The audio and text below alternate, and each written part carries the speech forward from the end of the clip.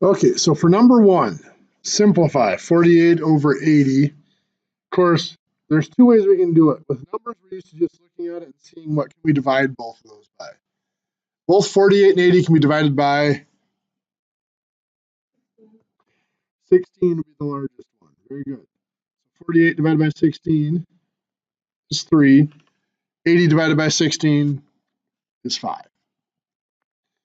The alternative would be to factor them. 48 factors into 2 times 2 times 2 times 2 times 3. 80 factors into 2 times 2 times 2 times 2 times 5. And we can cancel out the common factors. We have 1, 2, 3, 4 sets of 2's that cancel out.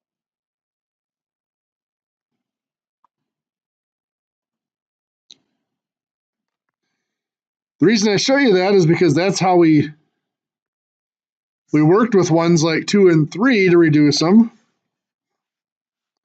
28 can be 2 times 2 times 7. And then, of course, 5x's, and why did I use such large powers? 7y's.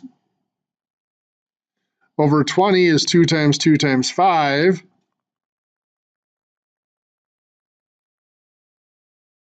8x's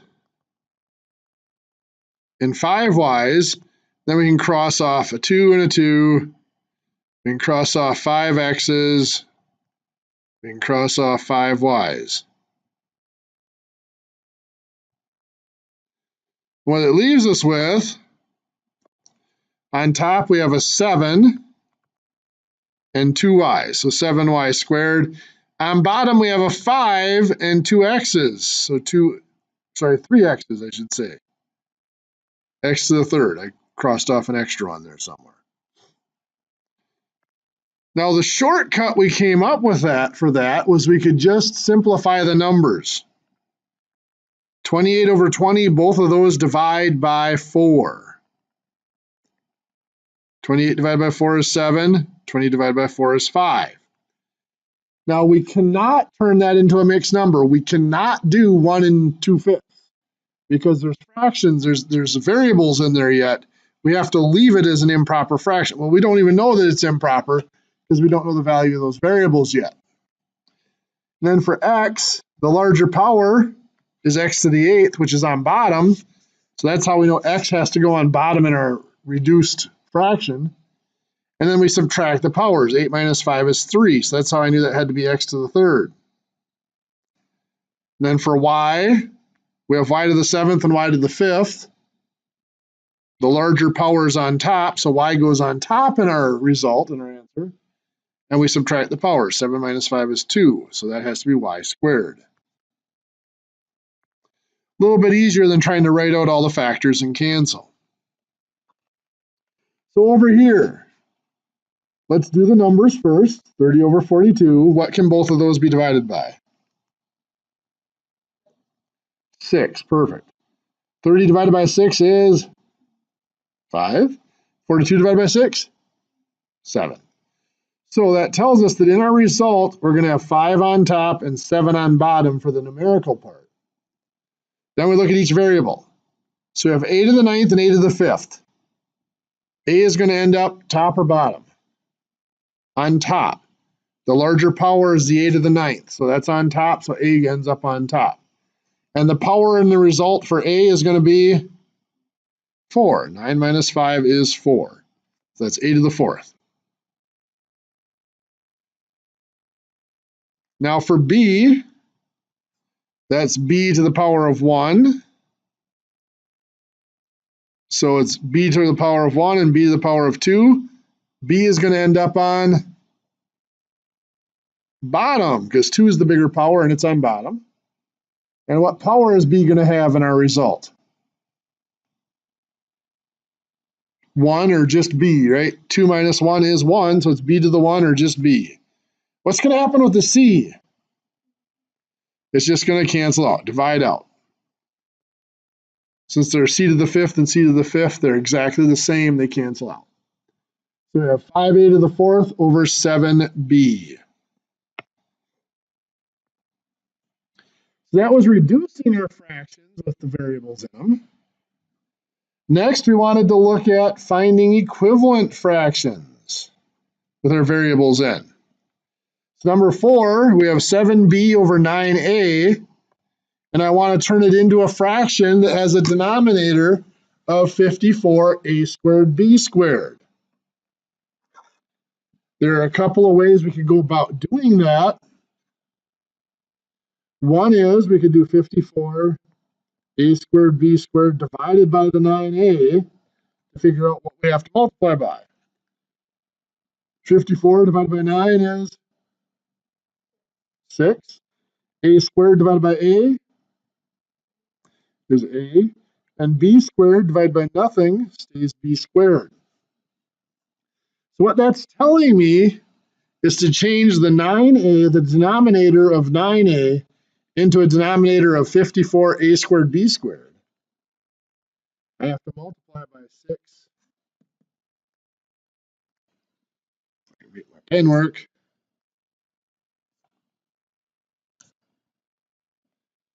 6ab squared. So on top, 7 times 6 is 42. Nothing multiplies the a, so it's just the a. And b times b squared is b to the third. So that's one way we could do that. The second way we could have done it is we could have factored again. 9a, 9 factors into 3 times 3. And then a, of course, is just a. 54 is 2 times 3 times 3 times 3.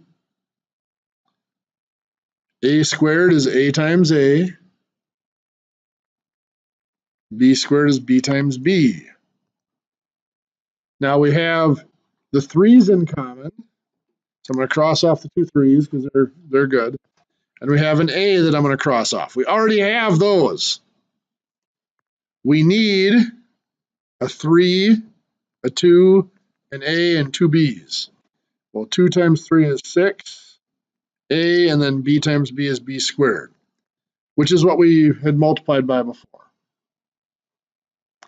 So all these problems, there are multiple ways of going about them. The key is to pick whichever way is easiest for you and work with them that way. I showed you this because that factoring is an incredibly powerful tool, and we look at finding common denominators probably next week, probably on Monday next week when we look at common denominators.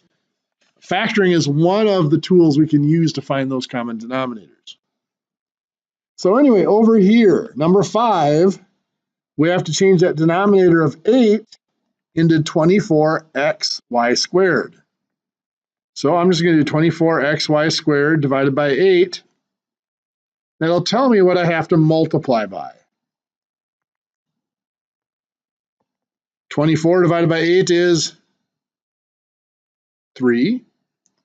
Then there's no variables to divide by, so it's just the x and the y squared. So 8 times 3xy squared would give me the 24xy squared. So I'm going to multiply the numerator by the same thing. 3x times 3xy squared. 3 times 3 is 9. X times x is x squared. And then there's nothing to multiply the y squared, so that's just y squared. Questions so far?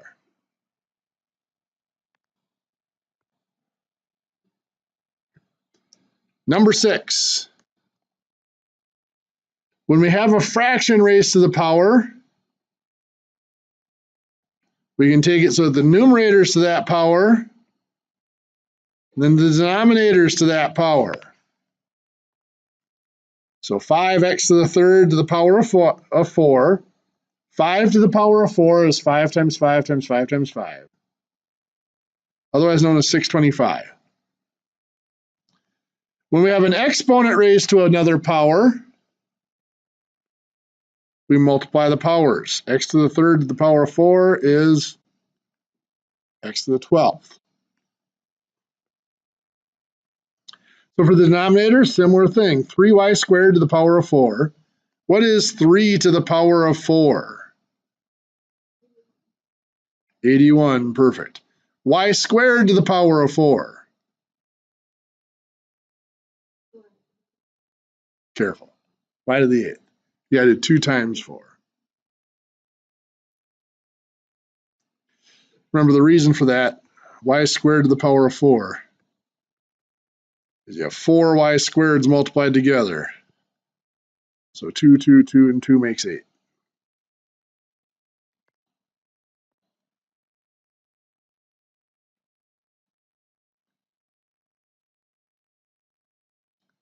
We will come back and work more with these fractions in another day or two. Our new topic for today is what I believe is the most powerful concept in math, the most usable, the one the most versatile, even into trigonometry and stuff like that. Most of those concepts are based off of a variation of ratios. So I need to start off with a definition of what is a ratio. A ratio is nothing more between a comparison of two numbers.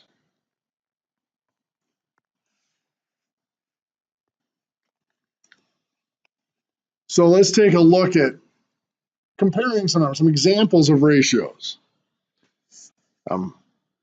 I might have a look at my business math class.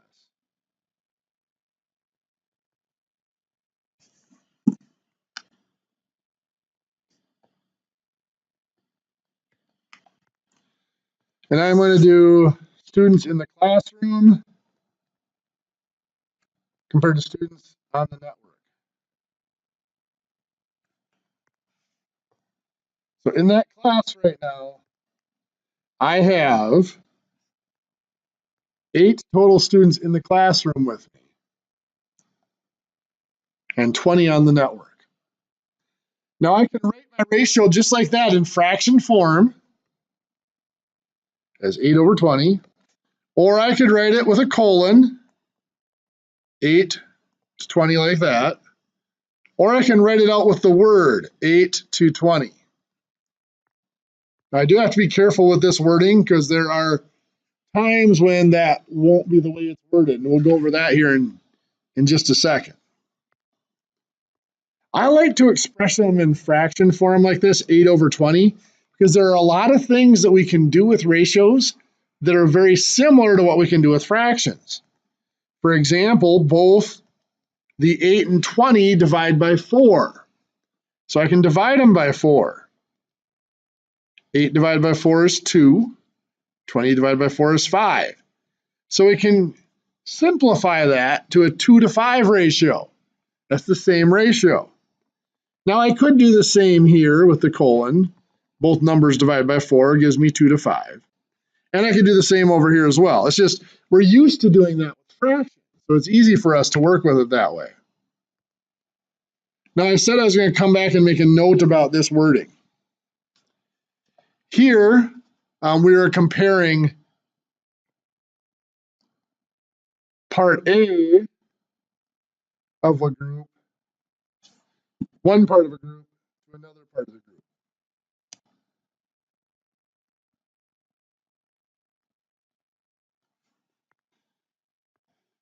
In fact, it makes up the whole group. I have classroom and network, part A compared to part B. That's why we use the word to in that comparison. But it's sometimes a ratio is used to compare a part to the whole group. So in this case, if I wanted to compare network or classroom students out of the whole class, there are 8 students in the classroom out of, well, 8 plus 20 would be 28 total students. So if I wanted to write it like this, notice the word I used when I just pronounced that. out of 28 instead of to 28. This wording implies that this 8 is actually included within the 28. It's just a piece of that whole group. If you go into medical fields at all, that happens a lot. There's things called a dilution, where it is the amount of medication to the amount of total solution. So if you have, for example, a 1 in 6 dilution, you have to know that that's 1 part medication to 5 parts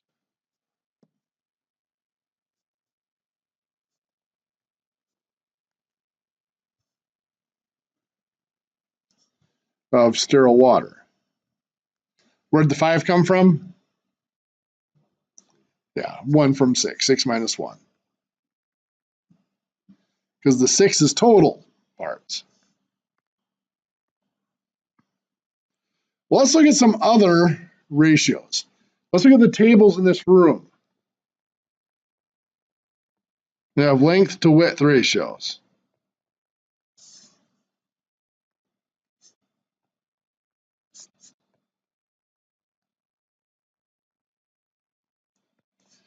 So these tables in the room are 6 feet long, so that's 72 inches. And they're 18 inches wide. So that gives us a ratio of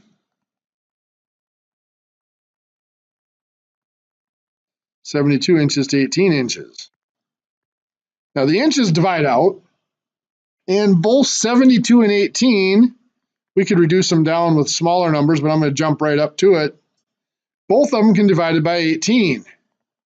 72 divided by 18 is 4. 18 divided by 18 is 1. Now here's our first big difference between a ratio and a fraction. If this were just a fraction, we would just say that's 4. But remember, a ratio is a comparison between two numbers. And we have to keep that comparison. So we can't reduce that to just 4. It does have to stay as 4 to 1. Now the other thing you'll notice is the units canceled out. A ratio is always unitless. What that means is that table, the 4 to 1 ratio, doesn't depend on what we're measuring in. It is saying that for every 1 unit of width, there are 4 units of length. Doesn't matter whether we're measuring in inches or centimeters or feet or whatever units we want to measure in. For every 1 unit of width, there's 4 of those units of length. Now I mentioned that the units canceled out here because they were the same. You'll notice all of the ratios we've created so far, the labels have been the same. This was inches to inches. Up here, this would have been, whatever unit we measured 1 in would have been the same as the other, milliliters to milliliters or fluid ounces to fluid ounces. Up here, this was students to students. And that is one of the qualifications of a ratio, is it compares two things, two numbers with the same label or same name. So if I have something like 2 feet to 18 inches, that's not a ratio the way it's written because the units are different.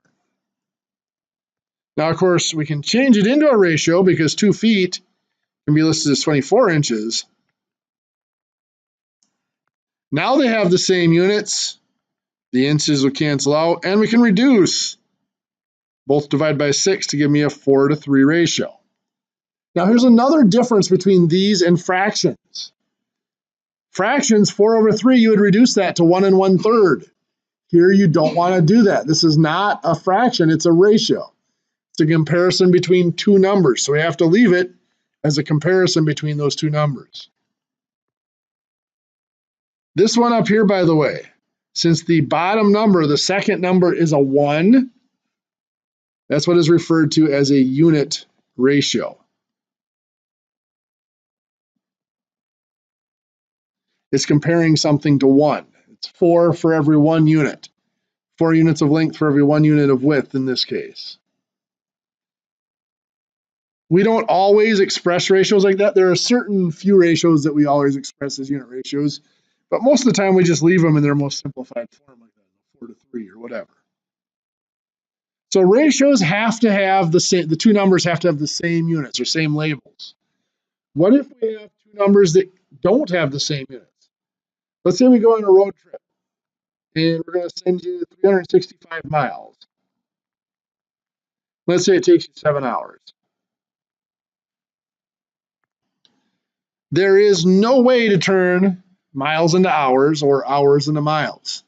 So this is not a ratio. This is what we refer to as a rate. So that's the first big difference between a rate and a ratio. A rate compares two numbers with different units, and a ratio compares two numbers that have the same unit, same label. The second big difference is we said that some ratios are unit ratios, but usually we leave them the other way. Rates are almost always expressed as unit rates.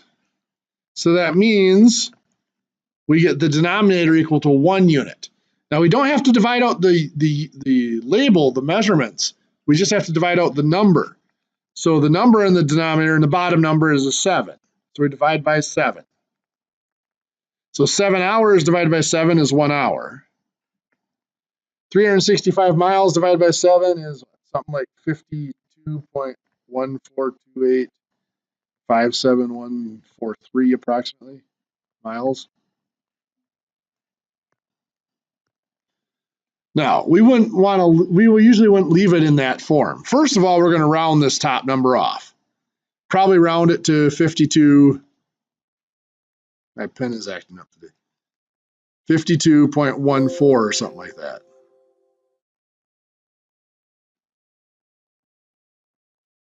And for the units, instead of leaving it all as a fraction like it is here, we would probably just change it so that the fraction is hidden in the units like this. If my pen will work. There we go, miles per hour. So you can see the fraction is kind of hidden in the units. In fact, sometimes we go even a step further, and we might write it as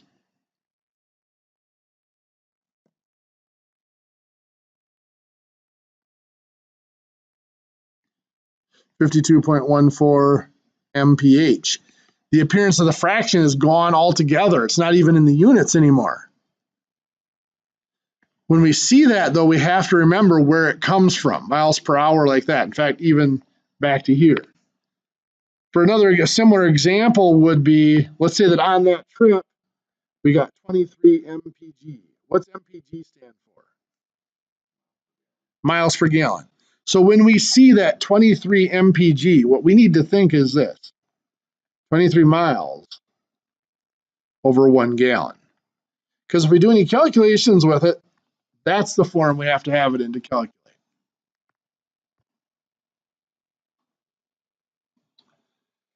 Other rates that you might run into. In the medical field, you might have flow rates.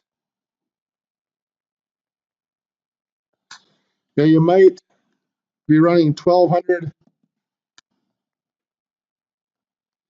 milliliters of fluid over 4 hours. So that flow rate, 1,200 milliliters over 4 hours,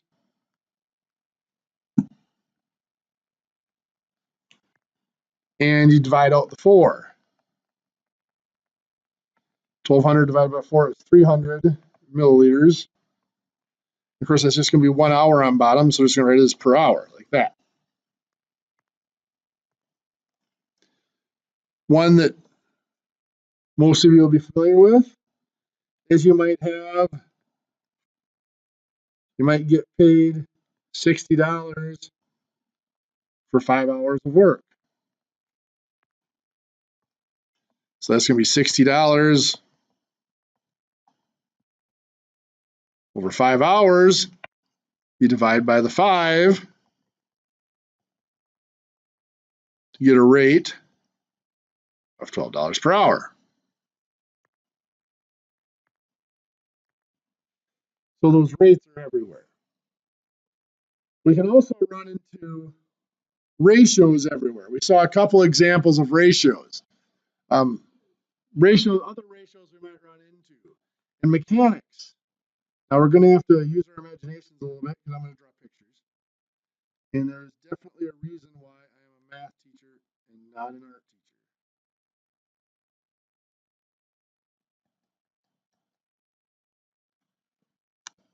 Anybody have a guess yet?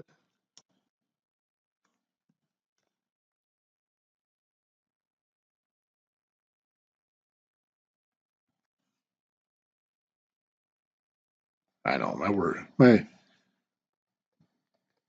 my drawing says something to be desired. A gear ratio. Looks like two sons giving each other a hug. A gear ratio. In a gear ratio, we go off the number of teeth. It's the number of teeth in the driven gear compared to the number of teeth in the driving gear. Now we can count the teeth. This first one has 12 teeth and the second one has 8 teeth. But we still need to know which one is driven and which one's driving. So I need to give you a little more information. So back to my artwork. Pretend that looks like a small electric motor.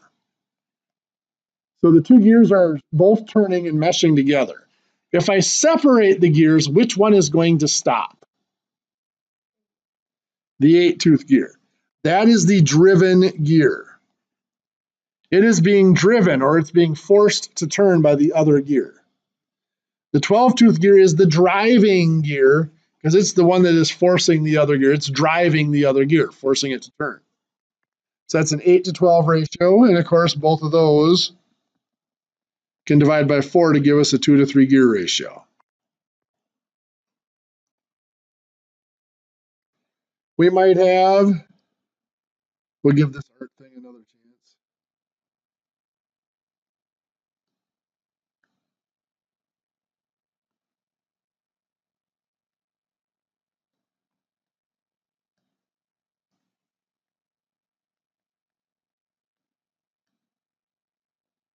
Any guesses?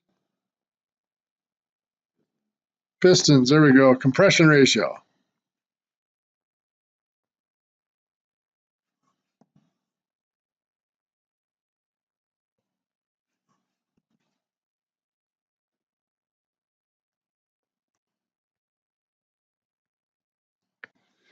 Compression ratio is the expanded volume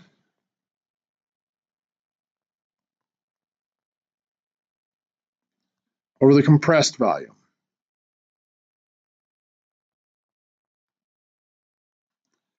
The expanded volume would be when the piston's at the bottom of the stroke, called bottom dead center. The maximum volume in the cylinder. Let's say that is 480 cubic centimeters. Compressed volume is when the piston's at the top of the stroke, called top dead center. That's when the volume above the piston is at its smallest. Let's call that 60 cubic centimeters. So expanded is 480, compressed is 60. Notice that once again the units cancel out. Now both of these do divide by 60, giving us 8 to 1. We do have to leave that as 8 to 1. You can't just list it as 8. And compression ratio is one of those ratios that we mentioned that is almost always listed as a unit ratio. One that's going to be more important to you guys.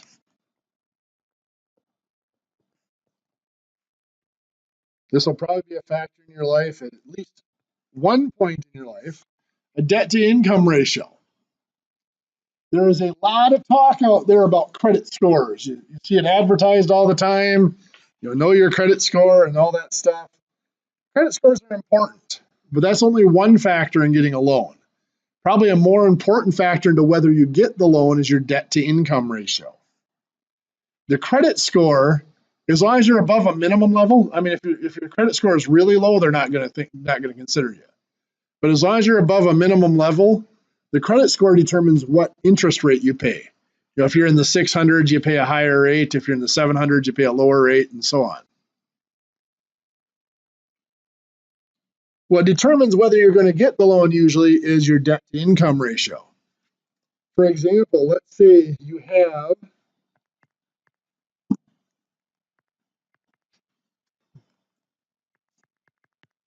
if my pen will work again. There we go.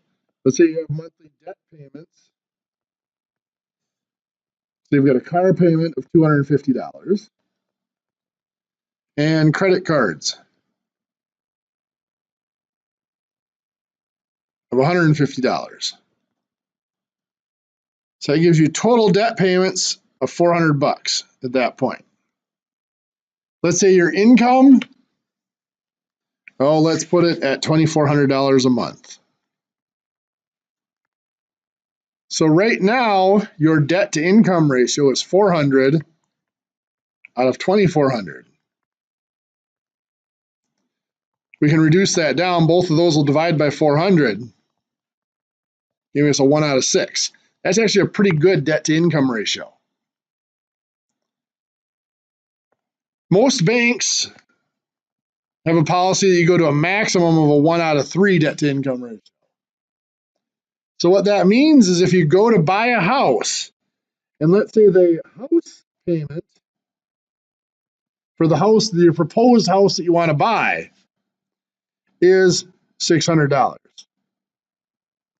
That would raise your total debt now to $1,000. So your debt to income ratio would be 1,000 out of 2,400.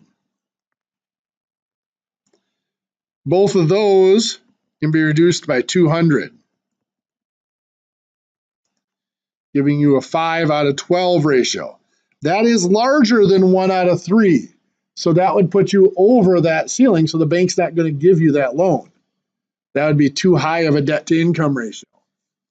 The maximum amount you could borrow for a house here would probably be $400. Because 400 plus 400 puts you at a total of 800. 800 over 2,400 reduces to that 1 to 3 ratio. So you can see that limits the amount that you can borrow. It's a measurement of your ability to pay. Notice I'm not considering your grocery costs, your gas costs, anything like that. That's considered to come out of your other 2/3 of your income. But banks figure that about 1/3 of your gross income is what you can afford to pay in debt payments. Okay. Other things that might come up as ratios.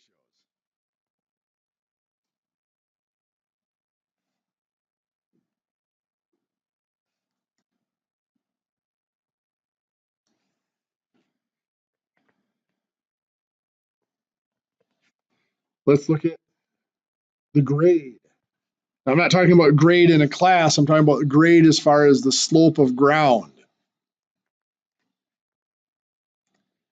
Grade is usually listed as per 100 feet. So here we have 18 feet of rise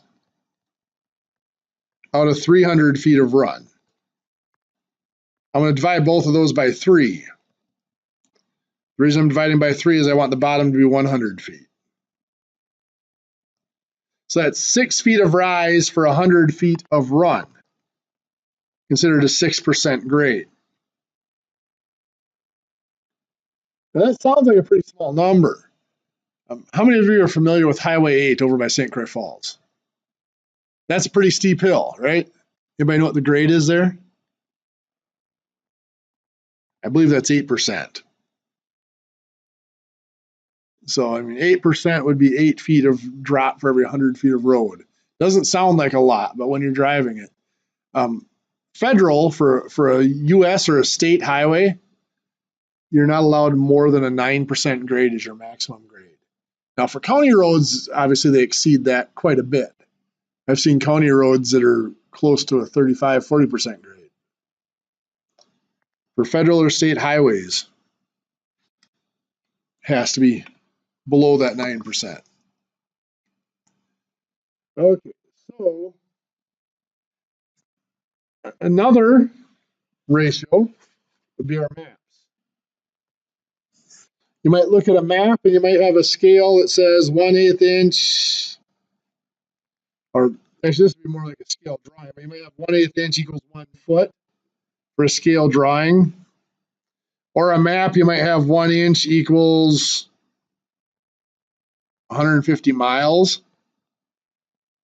These are not necessarily ratios.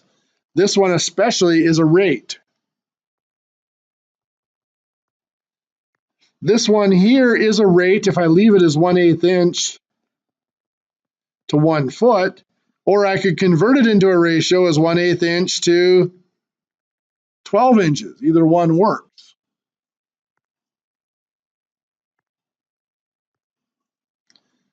Ratios come into industry all the time. Let's say you are working on a line and you produce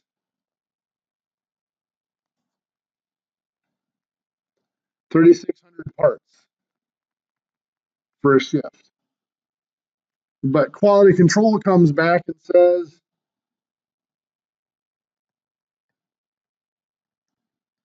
"80 parts are defective." What is our rate?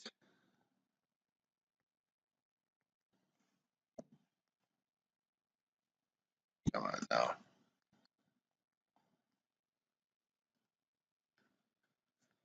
Rate of defective.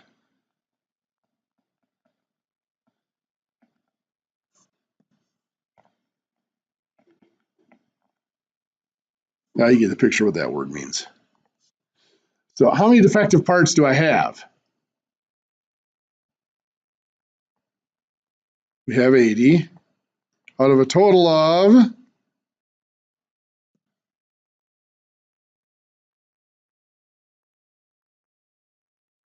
3,600. We can reduce those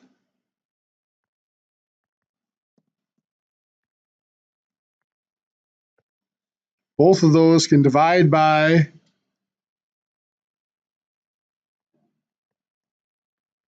10 will work. Let's do the 10 first. That gives us 8 over 360. They can divide by 4, right? Gives us 2 over 90. They can divide by 2. That's a 1 in 45 ratio. What would be my rate of acceptable or good parts?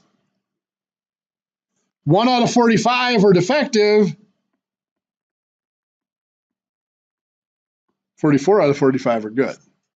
Where did I get the 44? Just subtraction, 45 minus 1. 1 out of 45 is defective, 45 minus 1, or 44 out of 45 are good parts or acceptable parts. Now notice in industry they often use that term rate, even though it really is a ratio.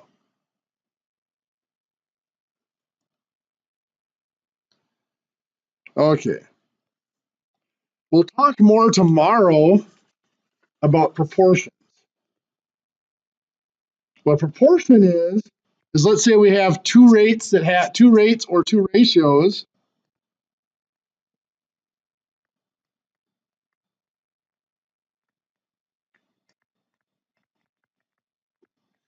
that have to be equal.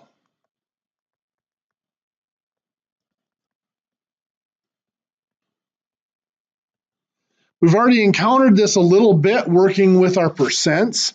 The way we solve percents was actually a proportion. We used the proportion method. So we'll look at that a little bit more. For now, there is a new quiz.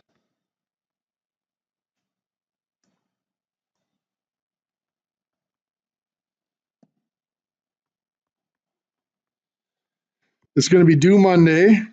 Or no, not due Monday. Due tomorrow, Thursday, at 11:59 p.m. And there's a new homework. that's due Monday.